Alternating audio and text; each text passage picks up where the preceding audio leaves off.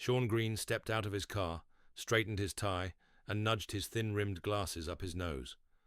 The warehouse might not look like much, one more in the string of Fardale Foods facility audits, but today was different.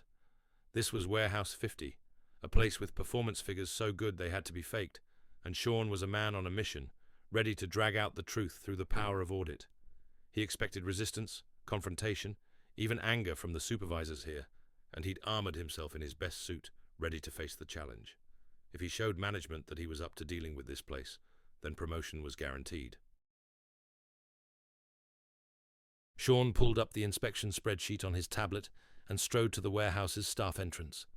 Before he could swipe his badge to enter, the door burst open.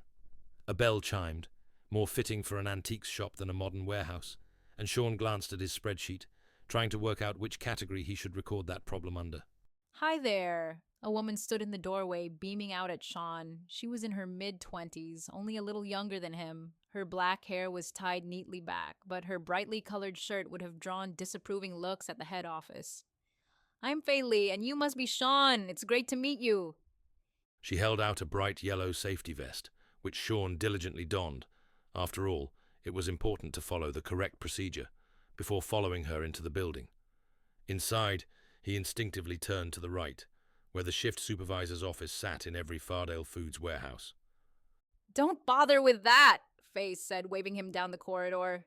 It's just figures and paperwork. You can check that any time. If you've come all this way, you'll want to see us at work, right? Sean frowned.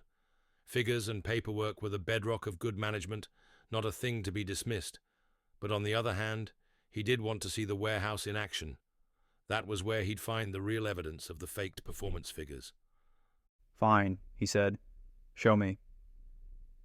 As they stepped into the warehouse, Sean's senses were assaulted by a mass of colors and patterns. Every stack was decorated in a different way, bright shelves and pictures on the floor, making it look like a children's playground.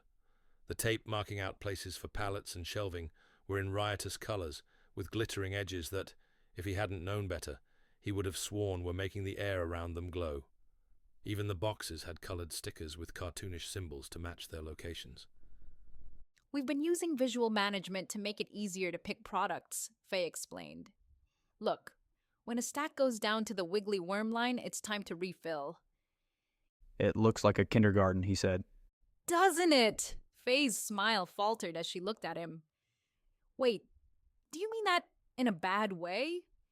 With a nervous smile, she led him down the stacks.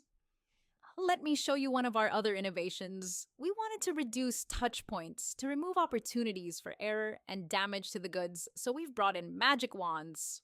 Several members of staff stood in a central area, waving scanner guns around. But when he looked closer, he saw that the scanners were sparkling like they'd been dipped in glitter. Instead of using them to scan codes on boxes, the staff waved them through the air like stage magicians wielding wands. He was about to protest when a box floated off a shelf behind him, then another, and another. None of them had anything to hold them up, and all were moving in response to the waving of those scanner wands. That's impossible, Sean snapped. And why does that man have pointy ears? Fardale Foods is an equal opportunity employer, Fay said. Surely that applies to pixies. Sean's mouth hung open as he stared around him, bewildered. Someone yelped in alarm.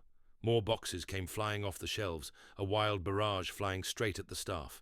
One knocked Sean off his feet, and another crashed into the nearest stack of shelves, knocking them down. Staff ran screaming as boxes hurtled through the air.